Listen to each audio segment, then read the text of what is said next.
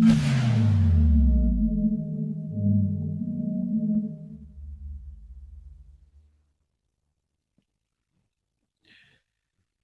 evening. This is Corrie Shull at Burnett Avenue Baptist Church, and it's our normal time of Bible study. And tonight is a special conversation that I think we need to have. I've been wanting to have for a couple of weeks, for we know that our city sort of erupted in protest on May 28th as a consequence of the killing of Breonna Taylor, and community activists and community citizens across Louisville and elsewhere have been advocating for redress, for justice to be done as it relates to those three officers. And we've been, hearing a lot of voices and hearing what many people have to say. But one thing that I've noticed is that out in the streets protesting most consistently are young people. And when I say young people, I mean people who are 18, 19, 20, 21, 22, 23, and they're really pushing the ball forward and making their voices heard. And so I've been saying to leaders across this city and really even across this nation that as we have conversations concerning where we go from here, that a part of that conversation must be the voices of those same 18, 19, 20, 21, 22 year olds who are out there in those streets protesting and advocating for justice.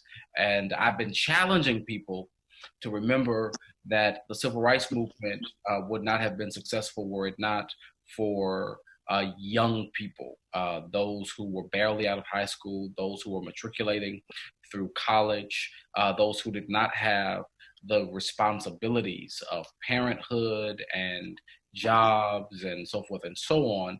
They were able to really lay it all on the line and push the movement forward. And we see the same thing happening here in 2020. And so I'm excited tonight to have two of my favorite young people in the world. They're my little brothers. I'm not an old man yet, but I'm, this whole unrest being out there with these people who are really young, who don't get sleepy at 11 o'clock, have let me know that I'm probably a little bit older than what I would like to admit to. But for all that are listening out there in internet land, I'm still on the back end of my 20s. All right, and that's where we're going to stay for quite a while. But we have two of my little brothers with us tonight, and they are, I think, just phenomenal human beings. And they're not future leaders; they are current leaders, and their voices that we need to hear from to really fully understand where we are in this moment. I have with me tonight Sean Waddell, who is a rising sophomore at Hampton University in Virginia, and Howard University. You're at Howard. That's right. I got it twisted. Sean is at Howard. Ahmad is at Hampton. I get the HUs mixed up. It doesn't matter. Real HU. Yeah, it doesn't matter. Both institutions learned everything that they know from Fisk University in Nashville, Tennessee, and so I want you to know that all of and all of the HBCU-ness of Howard and Hampton, that all of those great lessons were first taught from Fisk University. All right, we taught Hampton and Howard how to be Hampton and Howard.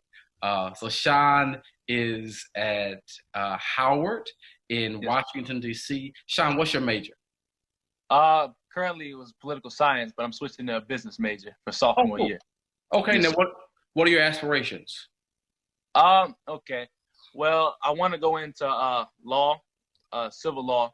Great. But simultaneously, as I learned from being here at Howard, I learned that you don't necessarily need political science to understand the intricacies of law. Right. And also, I want to have small business and maybe even larger business in my future. And I figured, if you can learn money and how to, how money works. Right. I mean, even though he's not a good example of a president, Donald Trump, he knew nothing about politics and only about money. And through his knowledge of money, he was able to kind of sway, what would you call it, interest groups and hire up people because he knew money. So I'm looking at going towards business now. Right. Cool. And then we have Reverend Ahmad Edmonds, who has been preaching since he was how old? 3. 3 years old. He's been preaching and continues to preach to this day, and is a rising senior at Hampton University in Hampton, Virginia. I'm amazed that you're rising. See, I think I remember when you were going like to high school first, or like, I mean, yeah, That's right. it's crazy. Right. I can't believe. I thought you were like a sophomore, but you're a rising senior. And what's your major? Political science. Political science. Political science. Great. So, what are you doing after this year? So, what I want to do is I want to attend divinity school and then merge that with law school. So, be a preacher and an attorney. Right. Now, what divinity school? Looking at Harvard Divinity. Great. Are you going to do the dual MD of JD program there? That's the plan. Okay, good. That'll be phenomenal, man. Well, yeah, that'll be absolutely phenomenal. Have some great friends at Harvard. It's a great place to be, and I know that you will excel there at Harvard. So, man, I'm super proud of you all, and glad to have you all on talking with us today. And so, talk to me about what's happening from your perspective in our city and across the nation. Well, I'll go ahead and begin with that. I think what we're seeing more than just people responding to the case of Breonna Taylor and George Floyd is a buildup of people's frustrations, a buildup of, people feeling like they're not heard. I've constantly heard the quote by Dr. King about a riot being the response of people that are unheard, but not only unheard, people that don't feel like they are even part of the society, people that feel like they have nothing to lose.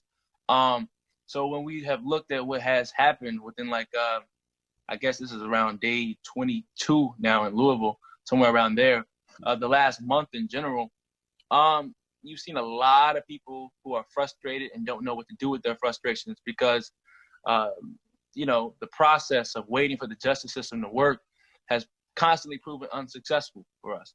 So when Mayor Fisher and other officials come out and say, wait for the process, Black people, we've seen too many times where the process doesn't work and people are just fed up. Cool. I think Sean hit on the head when he was talking about the response. I believe that this is a neglected call. If you look at the foundation of this country, African people have always voiced their concerns about their rights within this soil, where they fit in. We are more than chattel slaves. We are more than people that can work for somebody, but we have greatness that runs through our veins just like any other ethnic group. I think of the African proverb that says something like, the person, they will burn down the village to feel its warmth. Wow. And that's what we are faced with now. We're faced with these challenges and the Band-Aid being ripped off of a wound that has been neglected and ignored. And we're calling for justice, not tomorrow, but justice today. So what do you all think that you all see differently than your parents' generation? I would say the consistency. The consistency. Usually in this generation, you'll find that it's kind of like a microwave generation because we want things instant, we want it now. But I think this generation, and similar to others that have come before us, we want to work for this. We want the unjust laws to be taken out, to be removed, to be reformed for justice. We are here to stay. We are here until we win this war. We are not going anywhere. I just heard the other day that it's 20 plus days of protest. And let me tell you, we ain't no ways tired. It's still going. I'll respond, Dr. Shull, by saying, I'm looking at my parents being born in, one parent in 67, the other in 71, and thinking about the history at that moment in time and then leading up to that time. Black people had just endured the riots of '68. We had just been through the '60s.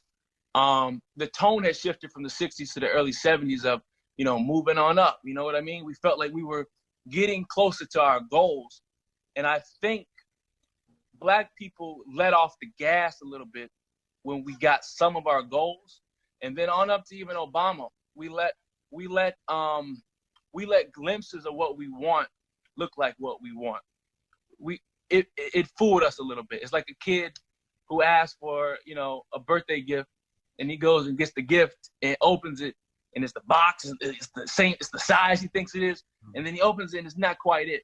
So I think now it's like, not only do we have work to do, but people feel fooled and duped and upset because we feel like we've been here before. Right. So with that energy as the backdrop to the action now, it's like not only are we carrying forth our day's work, like Ahmad said, but we're carrying forth the energy of our parents and their parents who are like, we thought we had dealt with this. So the extra frustration is, why are we here, and what do we do to make sure we don't arrive at this point again? Because I don't want my kids to have to arrive at the same point. Wow, that makes a lot of sense. So where do you guys see that we need to go from here?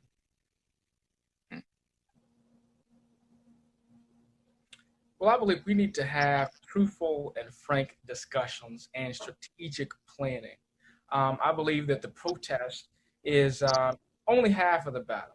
Now we need to go up and continue to draft plans and say, this is what we want to implement. These are our demands, and we are going to see that these demands are reached. Now, they may not come overnight.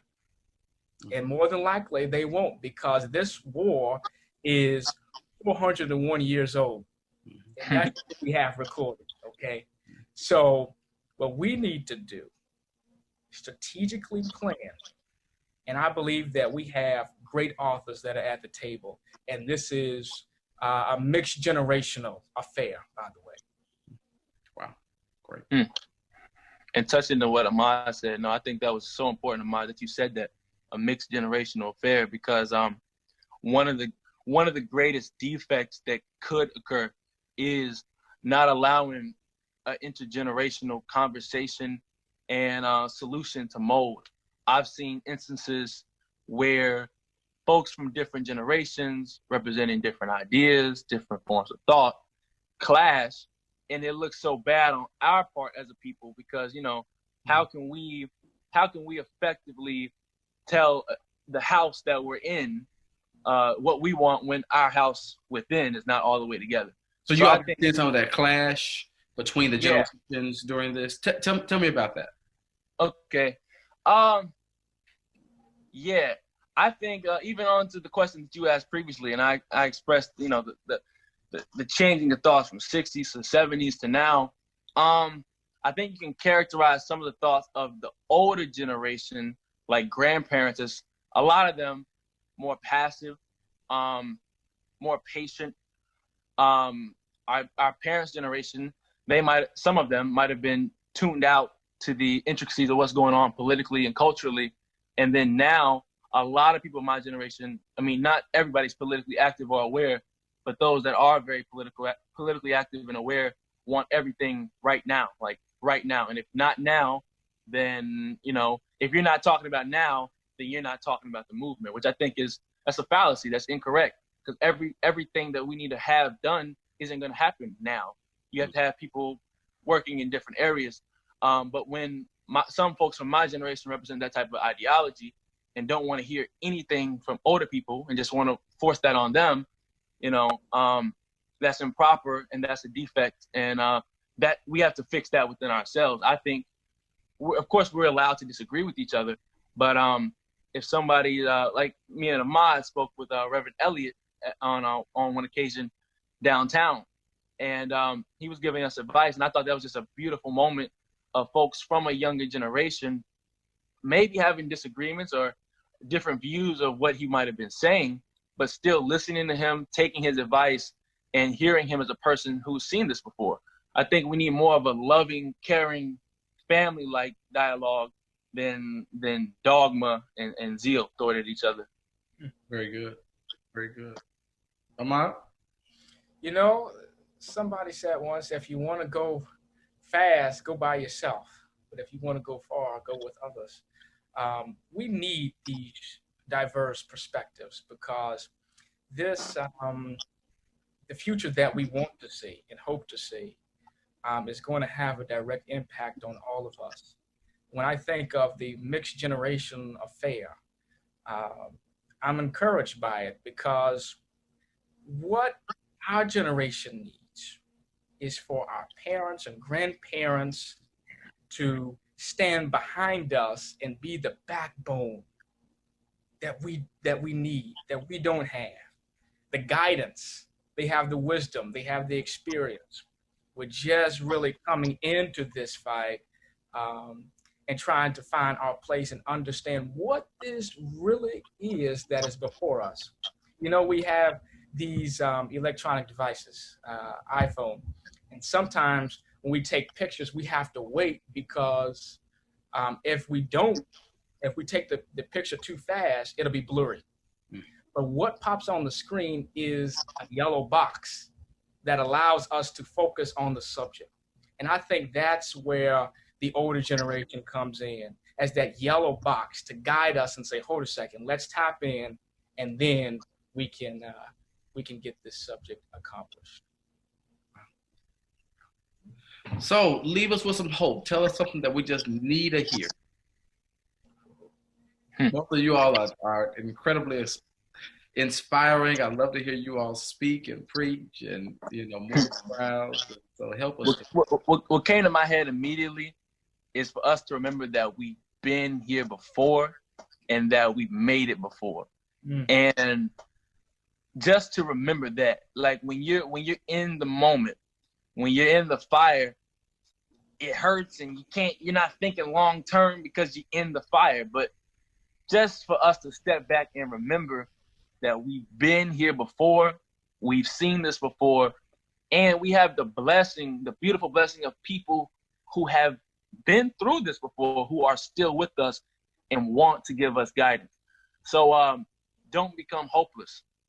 Fill yourself with hope, fill yourself with inspiration, and that's what history is for. Go look at what we did right, go look at what we did wrong, and use that as a compass to get to work. Great. Dr. Shull, I'm going to be a little churchy with this response. Okay? So, in the New Testament, there's always a phrase that says, and it came to pass, right? So I just want to let everybody know that it came to pass. It did not come to stay. So we're going to make it through this. It'll endure for a little bit, but joy and restoration is coming soon. Great. Well, thank you all so much. I appreciate you guys. I think you all are the best that the world has to offer, brilliant beyond comparison. And I want to encourage you all to, go after your goals. I think I heard you correctly. Both of you said you aspire toward getting law degrees. Yes. Go get it. Go get it. Go get it. Go get it. We're gonna be rooting for you every step of the way. I'm really, really on tiptoe anticipation to see what the future has in store for both of you all. And you all know that you always have family at Burnett Avenue Baptist Church who is applauding you and standing behind you and cheering you on. So thank y'all so much for coming on tonight and giving us a word and helping us to know what young people are thinking. We appreciate you all being out on the front lines and really helping our community to move forward through this. So y'all have a good night, and I look forward to talking to you all soon, all right? You too. Thank you, Dr. Shull. Take care.